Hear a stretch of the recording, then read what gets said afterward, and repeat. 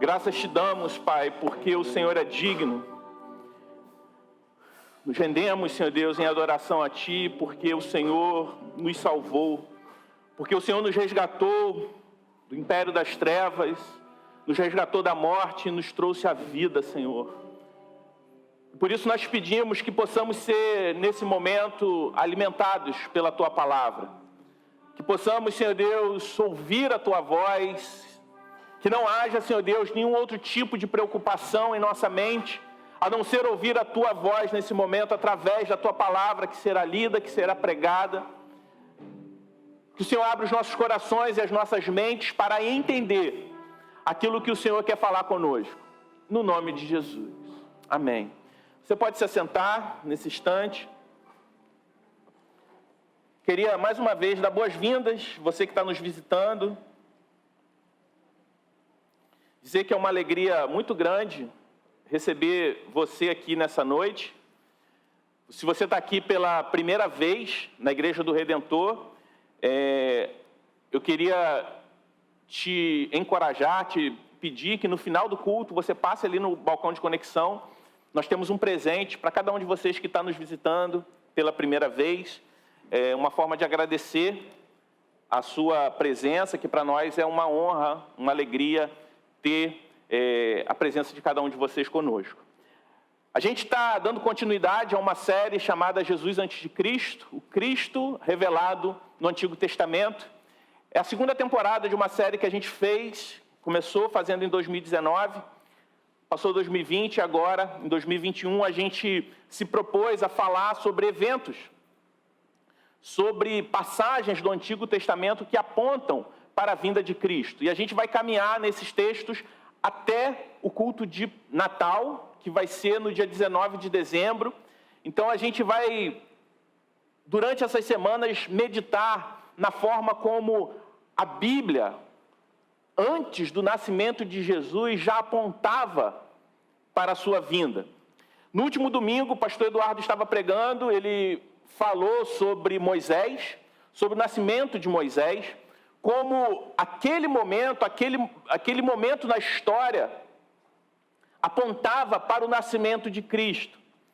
Você que está há mais tempo aqui na Igreja do Redentor e assistiu, participou da primeira temporada dessa série, você vai se lembrar que nós falamos também sobre Moisés, mas não sobre o seu nascimento. Na primeira temporada a gente falou sobre o episódio onde Moisés é usado por Deus para abrir o Mar Vermelho e o povo atravessa ali o Mar Vermelho e da mesma forma que o povo passa com os pés secos até o outro lado, Deus ele volta as águas e destrói o exército do Egito que estava tentando capturar de volta o povo que havia sido liberto. Hoje a gente vai falar sobre um outro momento. Vamos falar sobre o líder que sucedeu Moisés. Moisés, ele liderou o povo. Ele nasceu, foi escolhido por Deus para uma missão. Ele lidera o povo durante a sua peregrinação no deserto, a fim de chegar no objetivo, que era a terra de Canaã. A terra de Canaã, ela foi prometida antes mesmo de Moisés. Ela foi prometida a Abraão, mas Moisés ele se torna esse libertador, ele lidera o povo durante muito tempo no deserto, diante de muitos desafios. Mas o que acontece é que Moisés não é ele que entra com o povo na terra prometida, não é Moisés que entra em Canaã. Moisés ele morre antes disso. Isso nos mostra que a promessa de Deus não era para Moisés, não era a respeito de Moisés, mas era a respeito daquilo que ele estava fazendo no mundo, da história de redenção que ele estava fazendo no mundo. Ele estava levantando um povo, o povo de Israel, para que através desse povo viesse o Messias prometido, Jesus Cristo. E a gente vai falar sobre o início da história desse líder que entra em Canaã com o povo. A gente vai falar um pouco desse líder que é escolhido para concluir aquela viagem. Por isso eu te convido a abrir a sua Bíblia no livro de Josué, no capítulo 1. Nós leremos os 9 primeiros versículos do livro de Josué. Se você não tiver a sua Bíblia aí, impressa ou em um dispositivo eletrônico, o texto vai ser projetado, você pode acompanhar. O texto de Josué 1, de 1 a 9, que diz assim: depois que Moisés, servo do Senhor, morreu, o Senhor falou a Josué, filho de Num, auxiliar de Moisés, dizendo: Moisés, meu servo está morto. Prepare-se agora e passe este Jordão, você e todo esse povo, e entre na terra que eu vou dar aos filhos de Israel. Todo lugar em que puserem a planta do pé, eu darei a vocês, como prometi a Moisés. O território de vocês irá desde o deserto do Líbano até o grande rio Eufrates, estendendo-se através de toda a terra dos heteus até o Mar Grande, na direção do poente do sol. Ninguém poderá resistir a você todos os dias da sua vida. Assim como estive com Moisés, estarei com você. Não o deixarei nem o abandonarei. Seja forte e corajoso, porque você fará este povo herdar a terra que, sob juramento, prometi dar aos pais deles. Tão somente seja forte e muito corajoso, para que você tenha o cuidado de fazer segundo toda a lei que o meu servo Moisés lhe ordenou.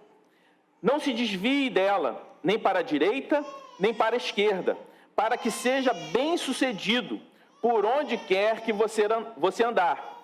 Não cesse de falar desse livro da lei. Pelo contrário, medite nele dia e noite, para que você tenha o cuidado de fazer segundo o que nele está escrito. Então você prosperará e será bem-sucedido. Não foi isso que eu ordenei? Seja forte e corajoso.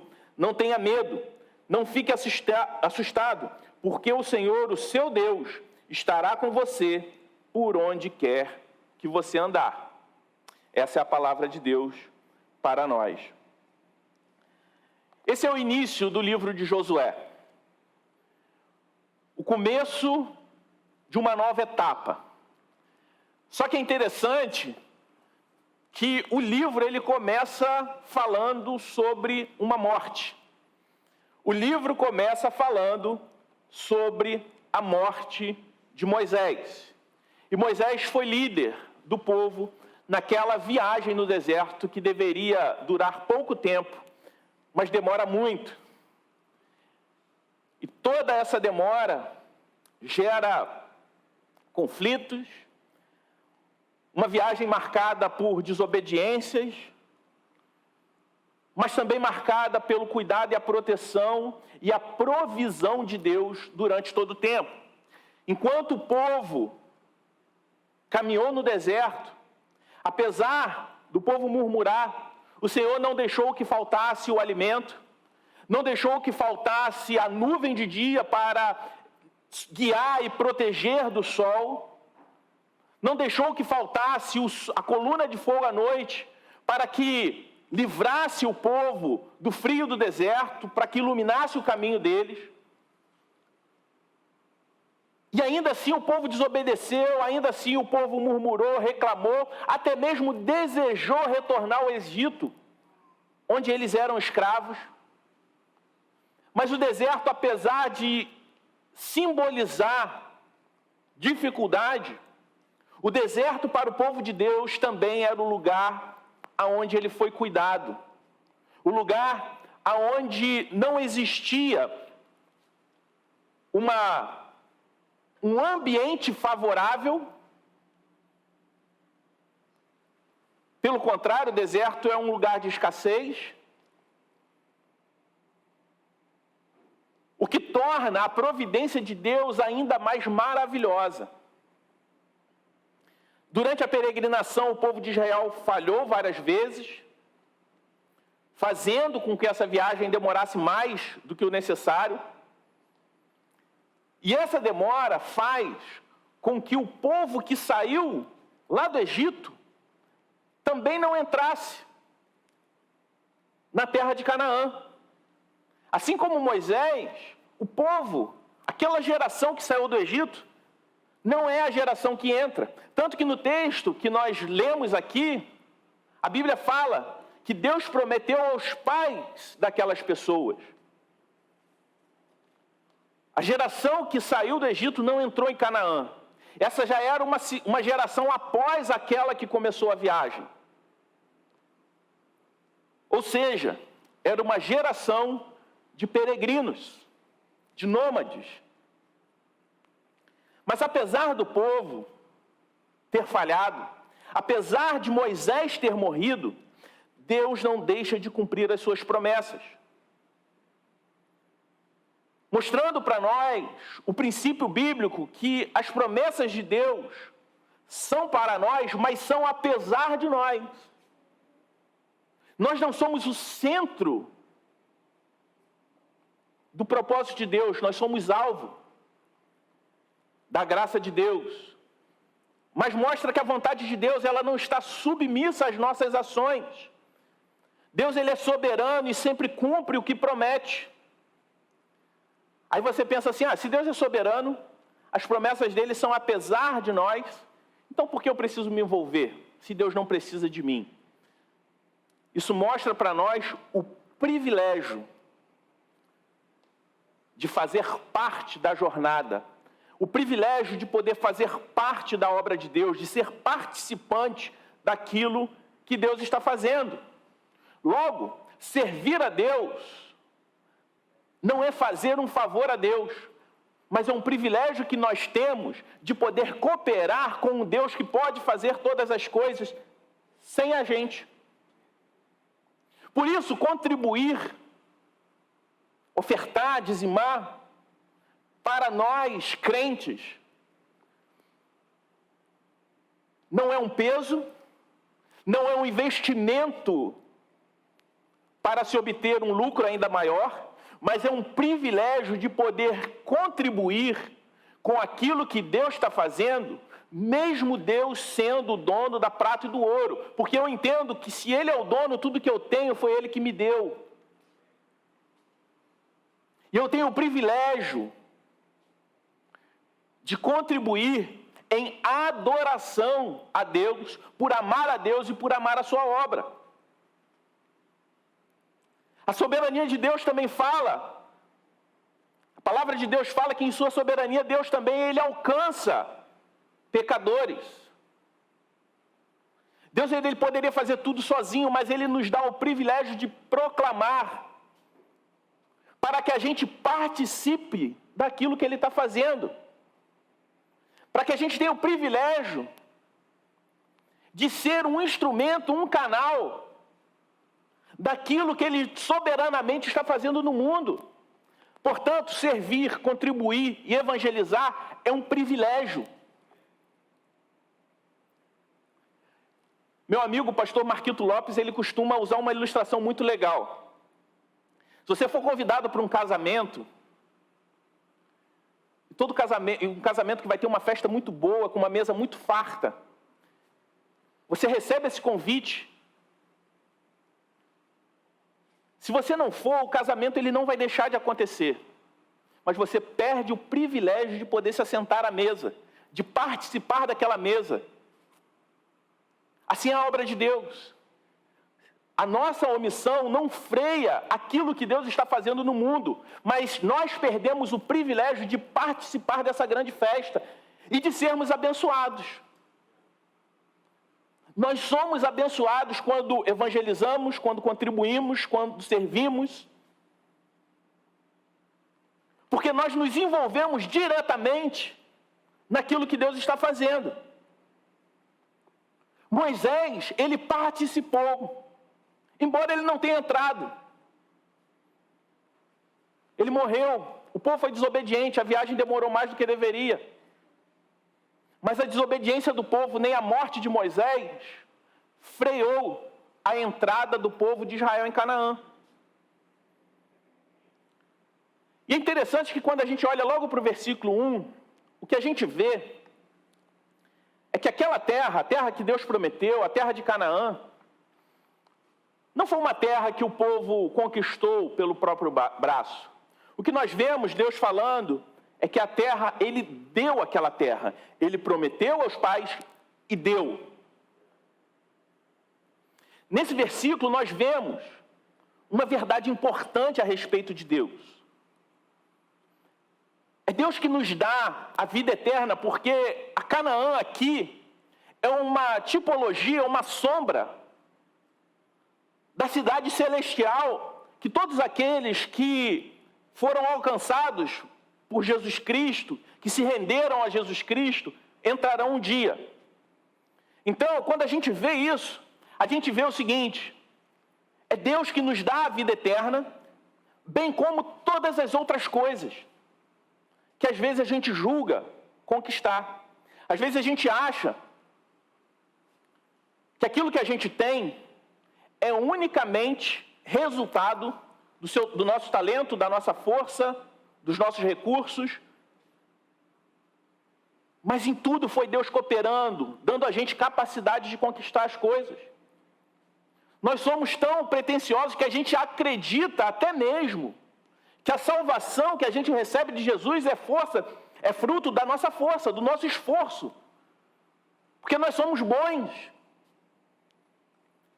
Mas quando a gente olha aqui, a Canaã, que o povo recebeu, a terra prometida, Deus prometeu e deu.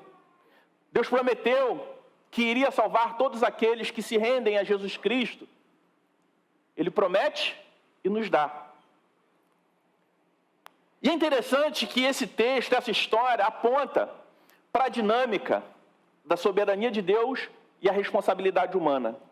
Como essas duas coisas caminham juntas. Porque ao mesmo tempo que a gente vê que o Senhor é soberano, Ele não anula completamente essa responsabilidade que nós temos.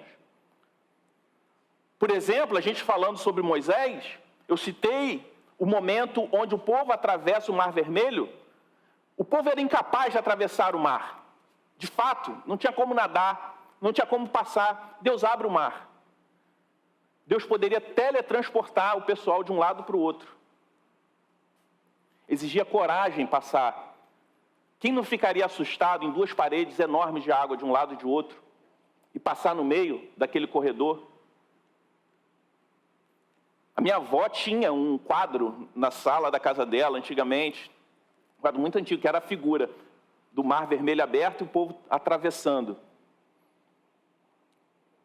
Eu lembro que domingo, todo domingo à tarde eu almoçava na casa dela, ficava lá, minha saudosa avó, e eu lembro que enquanto eu esperava, que a gente voltava do culto de manhã, ela ia preparar o almoço saía tarde pra caramba.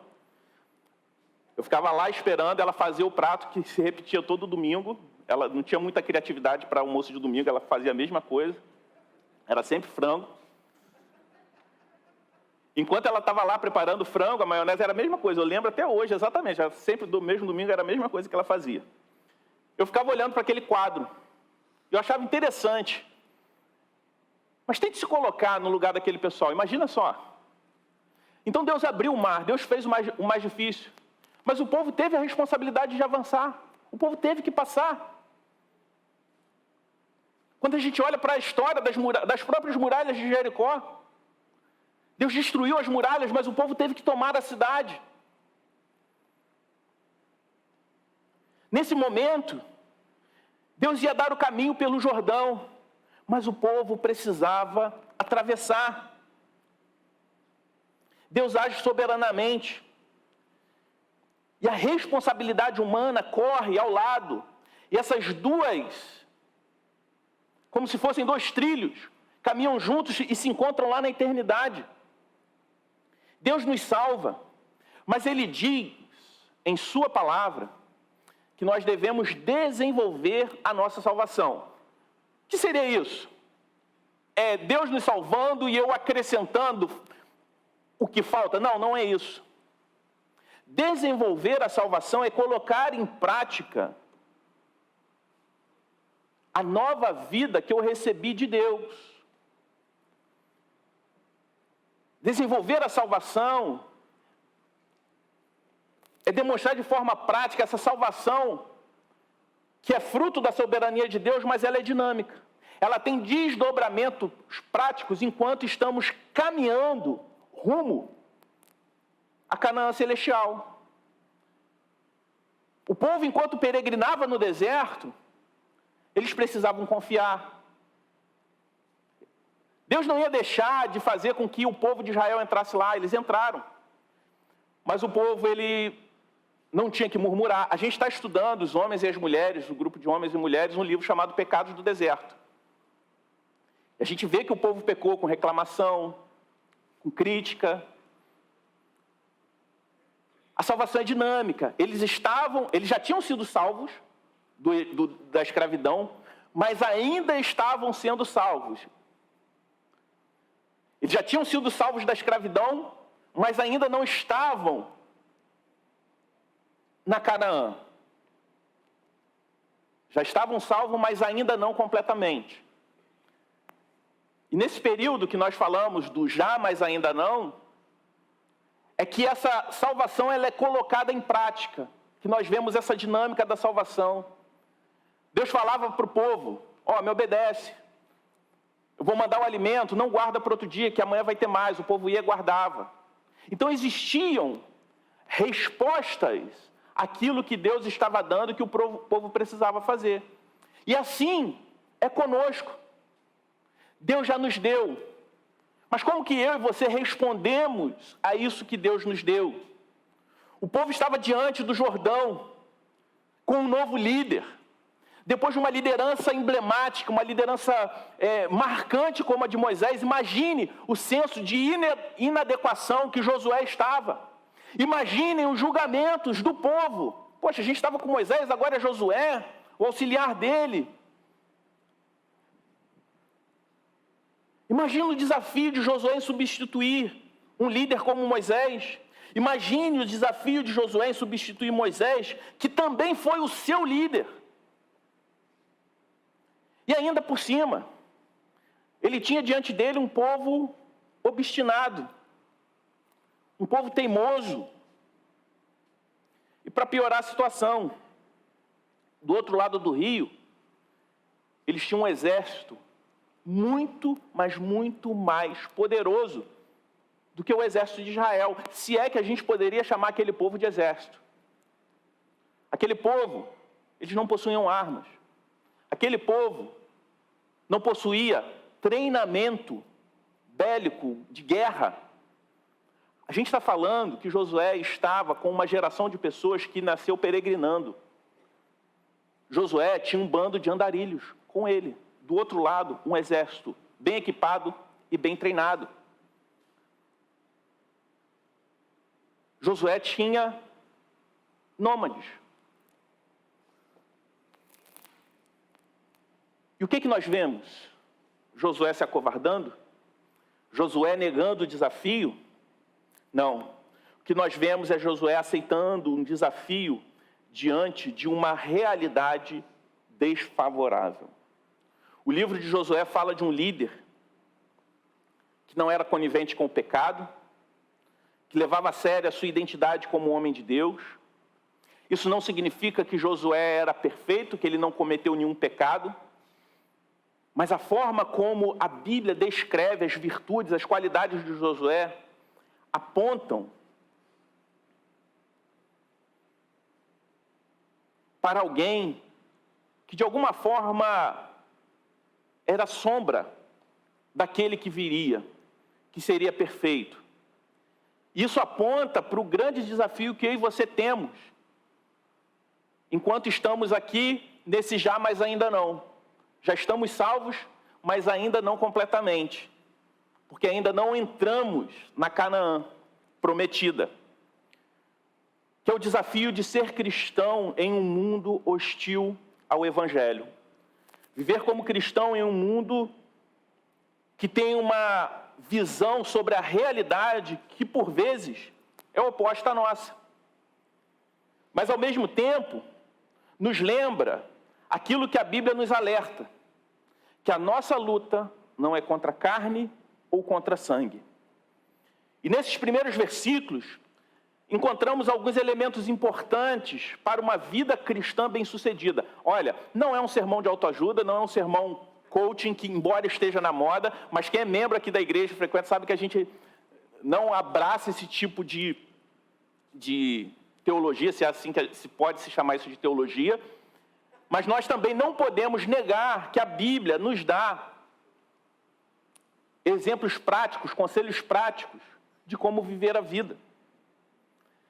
E olhando para esse momento da vida de Josué, a primeira palavra, o primeiro elemento que eu vejo é obedecer. No versículo 2, Deus dá uma ordem expressa a Josué, e ele obedece. Aí você pensa assim, mas Deus estava falando com ele. Claro que ele ia obedecer, é óbvio.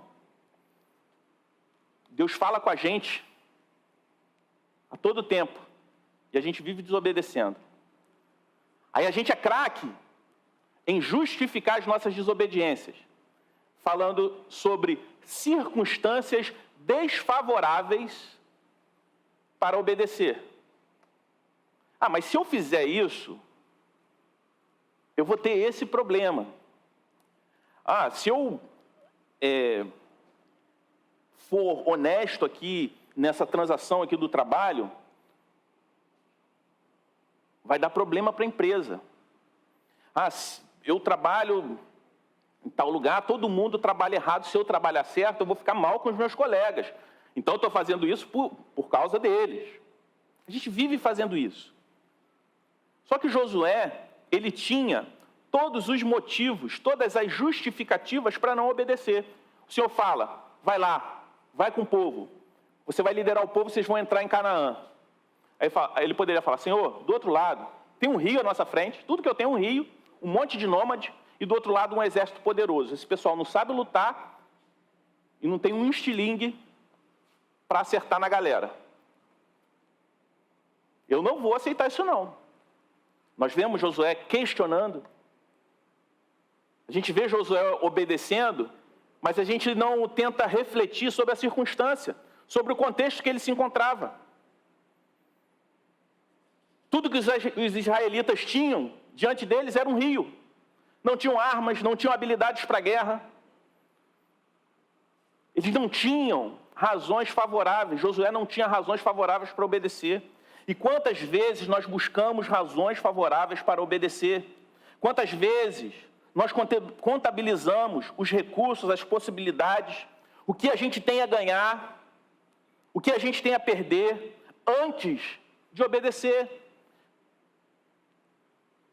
A gente contabiliza isso tudo para depois decidir se a gente deve obedecer ou não. O que nós vemos aqui em Josué é uma obediência baseada no segundo elemento que a gente encontra, que é confiar. Porque obedecer sem confiar é barganha. Não, eu obedeço, mas se vai dar certo. Então, não estou obedecendo, estou fazendo barganha. Eu te dou isso, mas como resultado, então, o segundo elemento, obedecer. Primeiro elemento, segundo, confiar. Nos versículos 3 e 5, nós vemos Deus garantindo a Josué que estaria com ele a todo momento. Josué, ele obedece porque ele confiava no Deus que estava mandando. Ele confiava na presença de Deus. Nosso Deus, meus irmãos, diferente dos deuses com D minúsculo desse mundo, não é aquele que manda e fica assistindo, é aquele que manda e vai junto.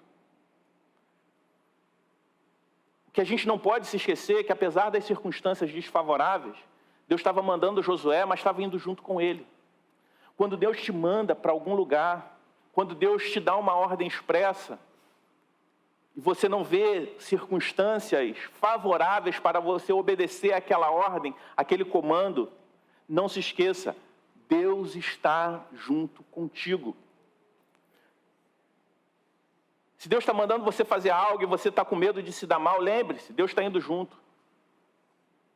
Se você acha que você vai se dar mal, Deus está se dando mal junto contigo, se é isso que você pensa. Deus, ele manda e vai junto. A confiança de Josué não estava nas circunstâncias favoráveis que ele tinha diante do Jordão, diante do exército que ele tinha ao seu favor, nem mesmo diante de uma capacidade inferior do exército contrário, porque a verdade não era essa.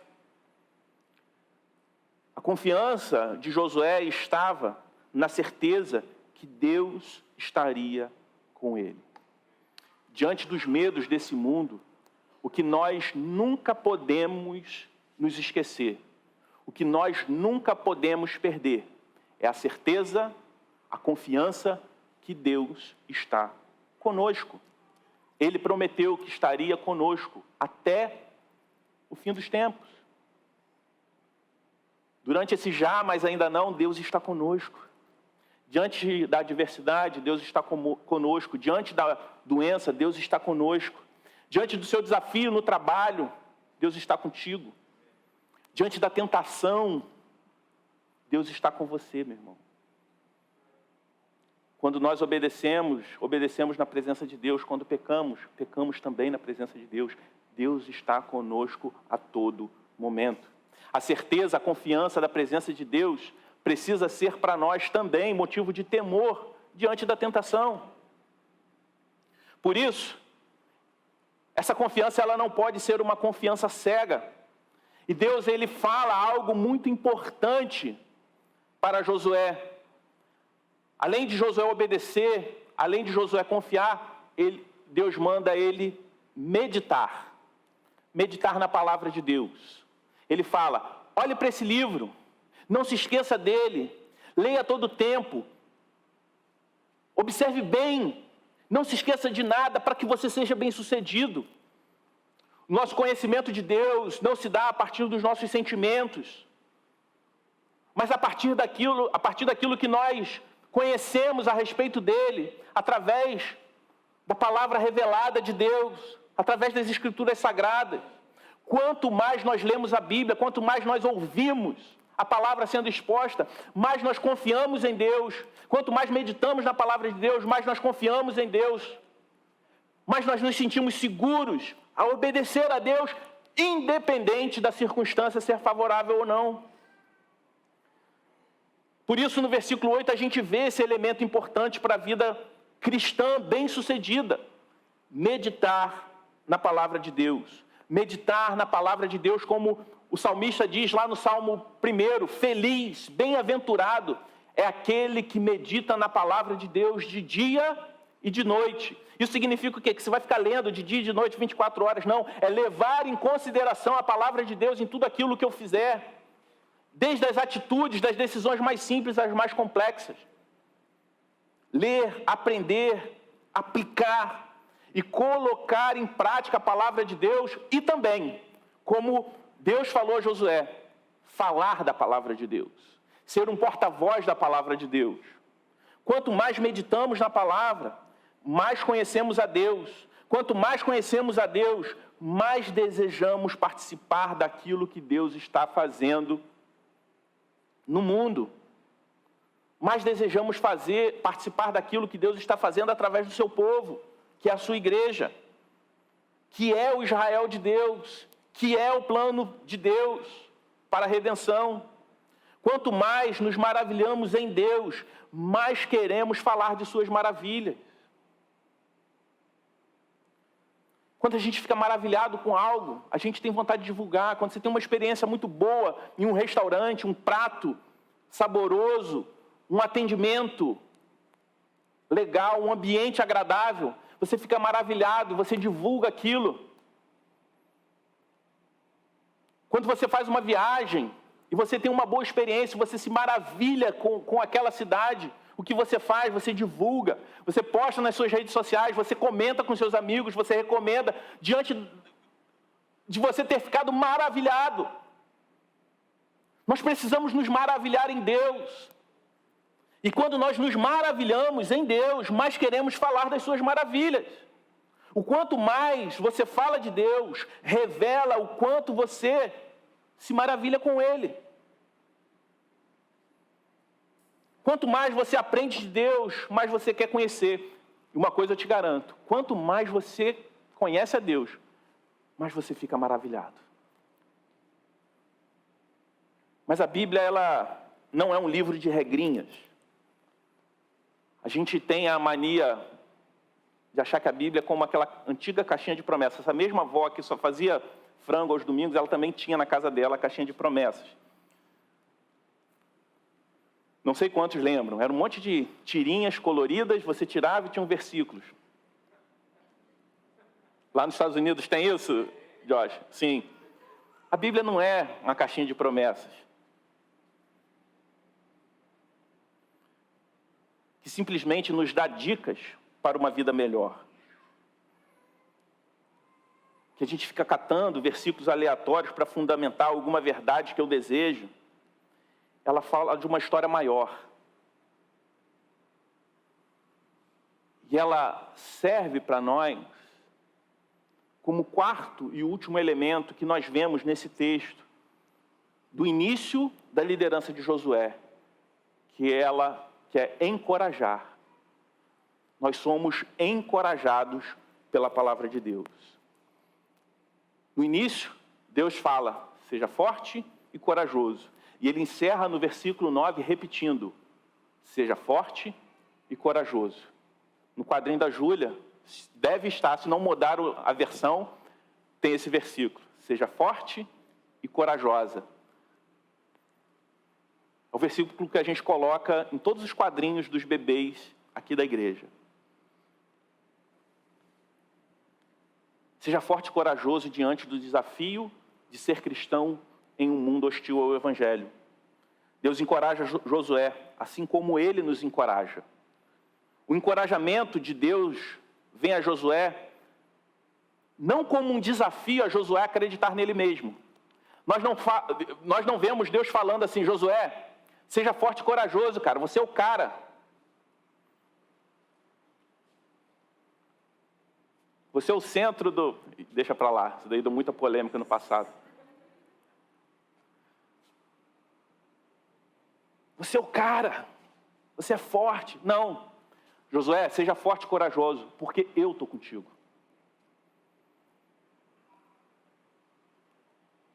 O encorajamento que a palavra de Deus nos dá, não é porque nós somos os tais, porque nós somos os melhores, que nós temos mais inteligência, temos uma superioridade com as pessoas que estão lá fora. O encorajamento é que, a despeito das nossas imperfeições, Deus está conosco. Deus não encoraja Josué a confiar nele mesmo, mas ele descansar na certeza da promessa, da presença de Deus, que Deus estava com ele.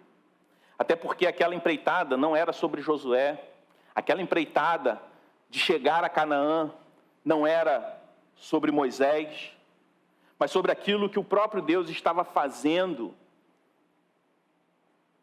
que tem como reflexo essa reunião que a gente está aqui hoje. Se nós estamos aqui hoje é porque tudo isso aconteceu um dia. Isso serve de lição para os nossos desafios do dia a dia. Sim, o exemplo de Josué aplica à nossa vida, no trabalho, em família, na sociedade. Sim. Mas essa história aponta para uma história muito maior. Essa história fala que nós precisamos sim ser fortes e corajosos diante dos obstáculos que se levantam à nossa frente, independente dos nossos recursos. Mas as nossas batalhas, os nossos empreendimentos, tudo aquilo que nós temos, todos os nossos sucessos, precisam ser instrumentos de Deus para que o nome de Deus seja glorificado. Foi interessante essa semana, 2 fatos que me chamaram a atenção. Sábado passado, retrasado, né? Ontem foi sábado, teve um jogo feliz para muitos, triste para outros. Mas eu não quero falar sobre o jogo em si, até porque eu tenho muitos irmãos flamenguistas aqui que eu amo muito. Mas sobre a entrevista do goleiro do Palmeiras. Ele cristão, ele deu uma entrevista, ele falou, louve a Deus. diante das suas vitórias, não sei o que, ele vai e fala. E um ator, ele vai na sua rede social e ele fica indignado com essa entrevista, simplesmente porque o goleiro Everton louvou a Deus por aquela vitória. Não estou falando que Deus decidiu que eles fossem vencedores, então os cristãos que estavam lá no Flamengo, né, Deus estava punindo. Não, não é isso. Mas é louvar a Deus pelos seus sucessos, quando você é promovido no trabalho, quando você conquista algo, dê glórias a Deus por isso. E ele faz isso na entrevista. E ele falou assim, eu me lembrei do goleiro tal, que rezava no jogo antes de jogar e depois matou a mulher. É aquela história que a gente sempre fala. Eles sempre pegam aquilo que há de pior para tentar generalizar. Por que ele se incomodou tanto, esse ator? Depois ele se desculpou, apagou. Não porque ele tenha se arrependido, acredito que foi medo de algum processo, alguma coisa. Embora o Everton, sem esse cidadão pedir perdão, ele falou, eu perdoo ele, mas eu nunca nunca sofri um preconceito tão grande assim por conta da minha fé. Outro fator, e eu não quero entrar no mérito se ele tem as competências necessárias ou não para ser ministro do STF, mas essa semana nós vimos a sabatina do André Mendonça, que é reverendo presbiteriano.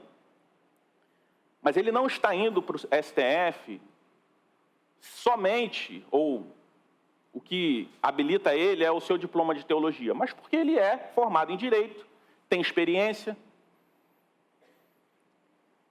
E o interessante, que nesse dia eu liguei o telejornal para ver, que eu queria ver trechos da sabatina, durante o dia eu não consegui ver, estava envolvido com as coisas, com o trabalho, enfim.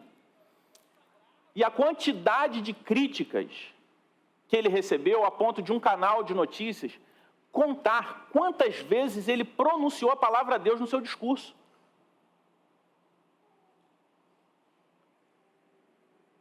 E ridicularizando, diminuindo o André Mendonça. Eu não estou aqui para falar, não conheço o André, tenho um amigo em comum com ele, que é pastor em Brasília. Não sei, não entendo de direito para saber se o currículo dele atende ou não atende, eu não quero entrar nesse mérito. E não me ofenderia se ele recebesse críticas, caso ele não fosse qualificado, críticas porque ele não é qualificado. Não me ofenderia, ele é cristão, tadinho, estão batendo. Se ele não é qualificado para uma função que deve ser, tem que ser importante, né? Mas simplesmente porque ele deu glórias a Deus por aquele momento importante da nossa vida.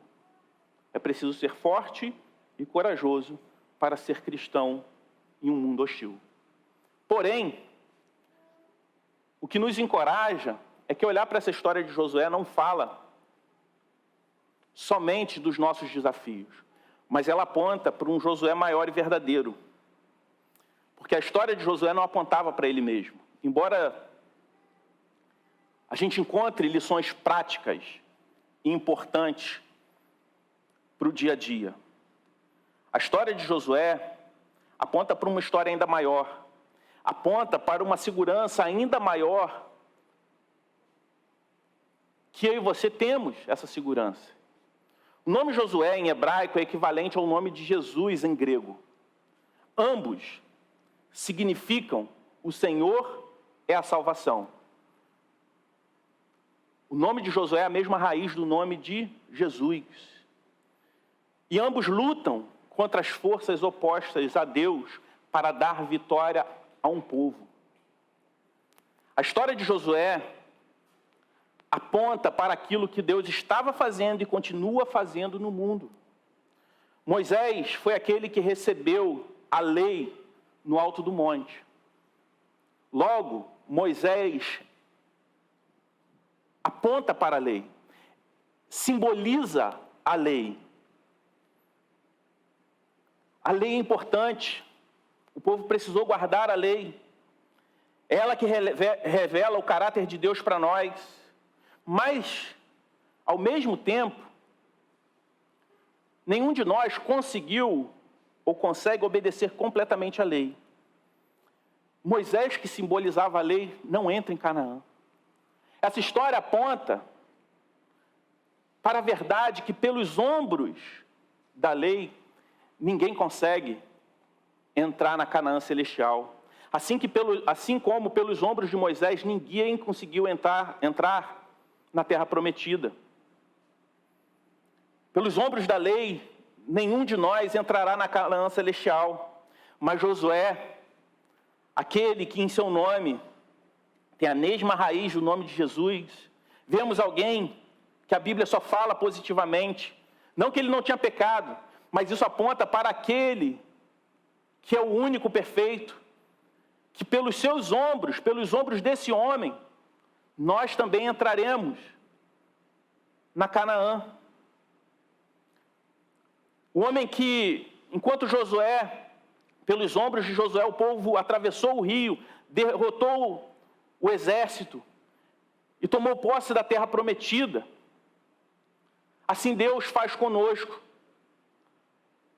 Deus fez conosco como fez com aquele povo. Assim Deus faz conosco. Ele providenciou um Josué melhor e verdadeiro, que atravessa o rio, que a gente não consegue atravessar sozinho. Vence o exército que a gente não consegue vencer sozinho. Um líder que não aponta para a lei, mas que aponta para a graça. Assim como pela obediência de Josué, o povo